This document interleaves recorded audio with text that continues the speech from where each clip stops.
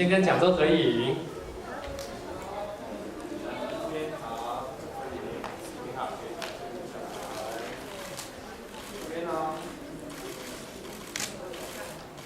对，所以这喽，对。单手上拿着看看，对，好来，对。这个单手，哎，好。好。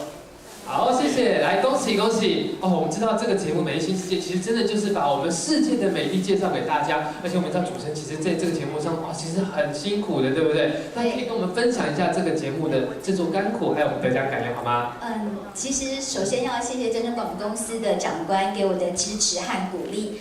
另外呢，正如刚才说的，我是一个很爱聊天的个性。也因为这样子的一个个性呢，让我从白天聊到黑夜，从晴天聊到雨天，可以说是在这当中很多的甘苦。另外，也特别谢谢3个社区：中正社区、淡水一山里以及更新联院的3重啊。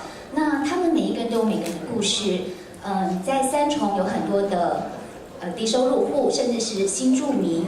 那他们在教育上面会出现很多的落差，所以陈瑞珠以及于素华老师就针对这部分做了教育的社区一个概念。而中正社区呢，它是以人文还有艺术结合的，现在也逐渐要将他们的社区区花，然后走向花博。在淡水的一山里蔡家村这边是一个长者的社区，还有弱势的社区又特别的多，所以他们利用这样不同的一个特色，逐渐的走上 WTO 的一个舞台哦。我想这故事是很值得大家去逐渐探讨的。那么如果没有这几位灵魂人物，我想社区的故事是没有办法呈现出来的。